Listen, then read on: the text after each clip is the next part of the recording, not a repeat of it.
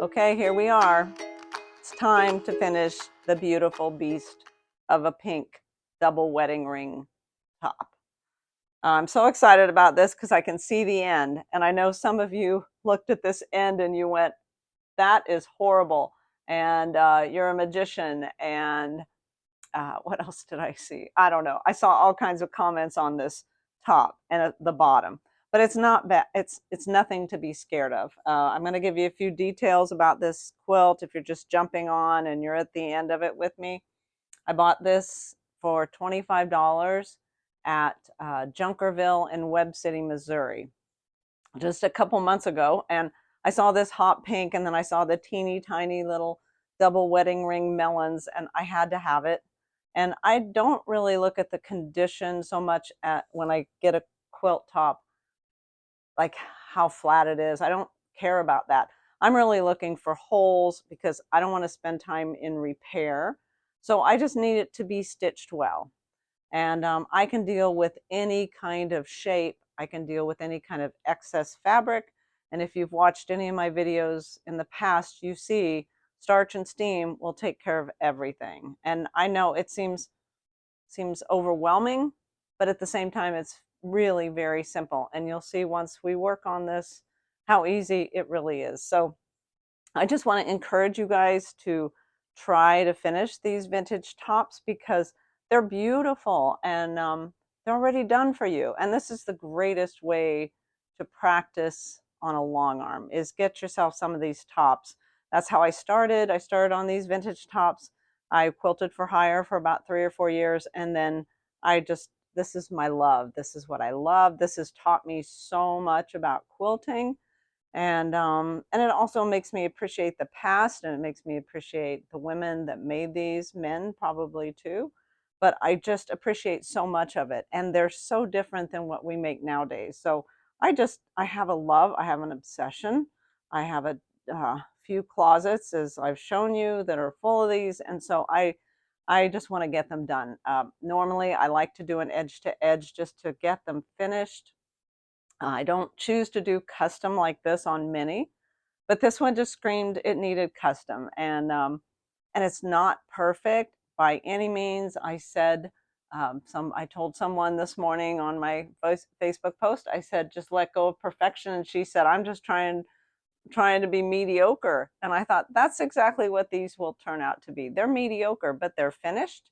They'll be usable quilts. I don't know that this one will be usable just because I think it's going to be a show and tell kind of quilt, so it might hang at a few quilt shows. But anyway, it's beautiful. It's a mix of digitized quilting. So I do have a Pro Stitcher on my Handy Quilter Forte. So I have the capability of computer design. So I'm using the computer to put flowers in the middle, but I have to set each one of those. So it's been monotonous, not going to lie. I've had a hard time staying with it because it's just the same thing over and over and over again. I often say that I love the beginning of a quilt because I can design it, I can figure out what I'm going to do. I do the first row and then I'm bored. So it's really hard for me to stay on a quilt, but I just try and do a little bit all the time, and eventually it will get finished. So once I get into the rhythm, and I talked about that recently, if I'm listening to a book, that's the best way for me to keep going, is just listen to something. So then the hours pass and I don't even know that I've done what I've done. So anyway, it's a mix of digitized quilting and free motion and ruler work. And there's a few videos on my YouTube channel that show this quilt with a little bit of those things, a little bit of free motion, a little bit of ruler.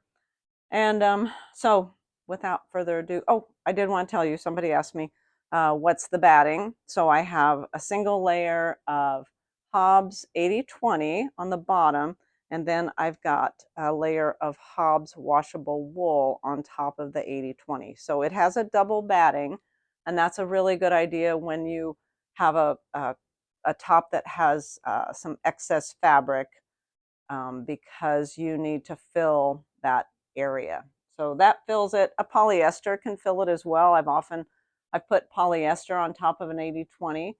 but it fills nicely. I also am using, the backing is a tablecloth, so I often use sheets. I use a tablecloth. I'm not one to be picky about my backing because I need it to be easy. I just want to go to my closet and find something. Anyway, this is an applique vintage tablecloth, and I tried to place it somewhat. I'm not too worried about it, but I think it's going to be really pretty when it's done. People have asked me, how am I going to trim this? I have no idea, because it has so many, just she didn't finish it.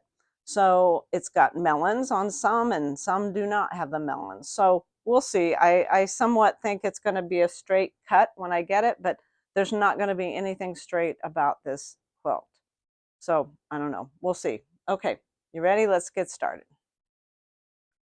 Okay, first thing we're going to do is take just plain water. Okay, I'm gonna move you down. Let me move you down just a little bit.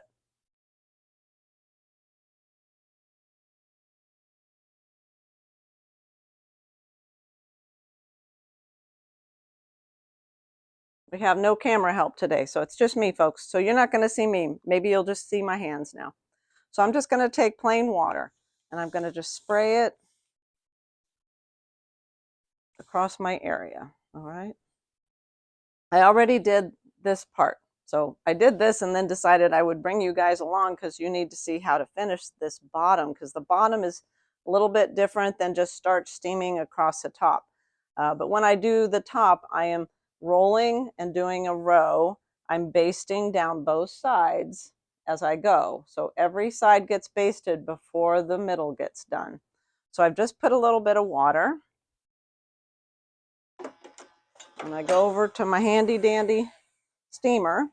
So what I'm using is a Homedic steamer. You can find them on Amazon, but they're pretty expensive right now. So I would go Google Homedics and see where you can find them. Walmart's had them before, but they are a little difficult to find now. So this has steam in it. It has a little reservoir that you put water in there, and you can hear the steamer working. And I'm just going to run over this whole quilt. I'm going to pull it, manipulate it a little bit.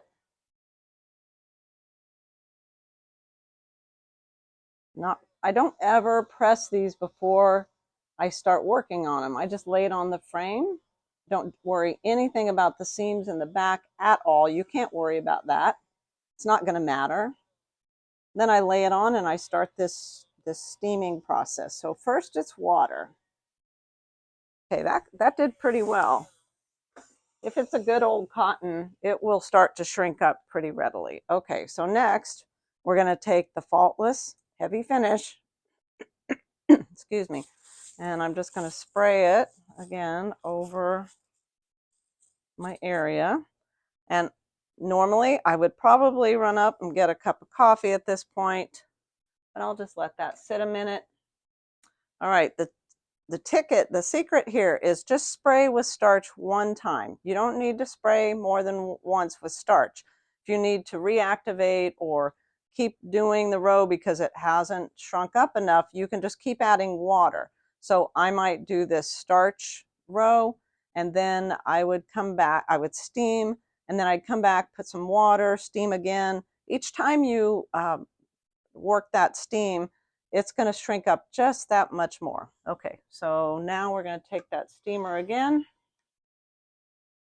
and keep working it. Okay, I have not basted anything yet on the bottom because right now I'm trying to just get as many of those puckers out as possible. But then I'm going to baste here in a minute, and then it's going to work even better. So that's just a real light steam.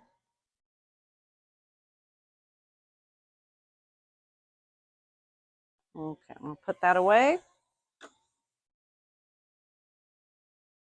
All right, let's get to the long arm. So when I work from a bottom, any bottom, I always start in the middle and then I work out because you don't want to push all of your fabric to one end. So I started last night with the middle, and then I worked this side.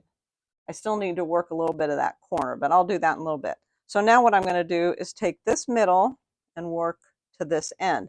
And basically, I'm just outlining. I'm just going to outline this shape because there really is no rhyme or reason to it. If you wanted to, you could take a baseline, channel lock a baseline all the way across, but I just like to put in that outline. And like I said, nothing, not fancy, not perfect, just mediocre. You also want to have your needle stop in the down position so that when you stop, it stops. You can reposition, manipulate a little bit. So I'm just constantly with my hand, I'm moving the fabric with my left hand. I'm moving the long arm with my right hand on the handle. And it's a funny shape. Don't get me wrong. It is a funny shape. And it doesn't matter if you have to fold or, fold a pucker here and there, because it's not going to matter. This is probably going to get cut off, so I'm not really too concerned about the shape of it. Right here, I want this to lay so that I'm going to put a fold in it, but like I said, you would never know. Stop, manipulate, pull.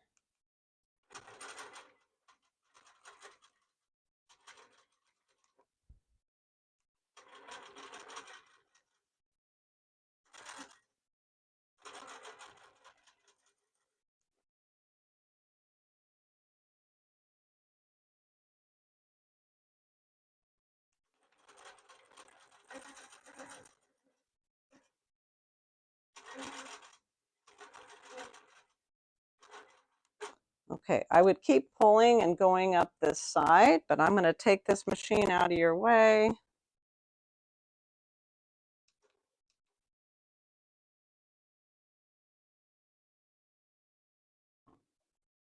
You can also use a cup foot, a glide foot to do this, but I just didn't want to change my feet. That's a glide foot. Okay, so this is the point where I've gotten everything stabilized, everything's pretty tight, and now I'm going to come back with more steam. And this is where it will really start to shrink up because I've set this baseline and it's tight and it will just shrink even more. So I'm just going to come over, let that do its magic.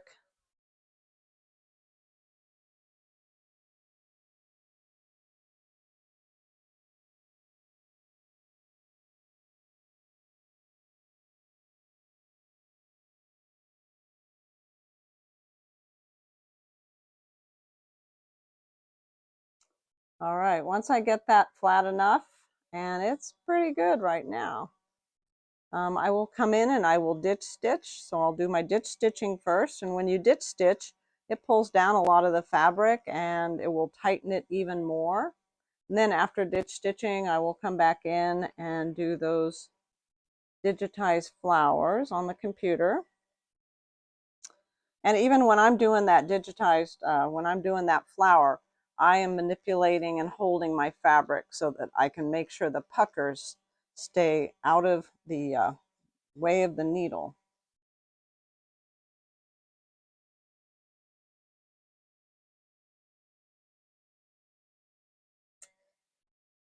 All righty. So that's it, folks. All right. That's the magic. The other thing, after you've let it sit for just a little while, like I'm going to go have me a cup of coffee right now. And after it sits for a little bit, it will tighten up just that much more. So be patient. Do the, take your time, do each little step, and the magic will happen. Hope you enjoyed that. I will come back in with a few still pictures in a little bit, and we'll see how it finishes up. All right, you guys have a really great day. Bye-bye.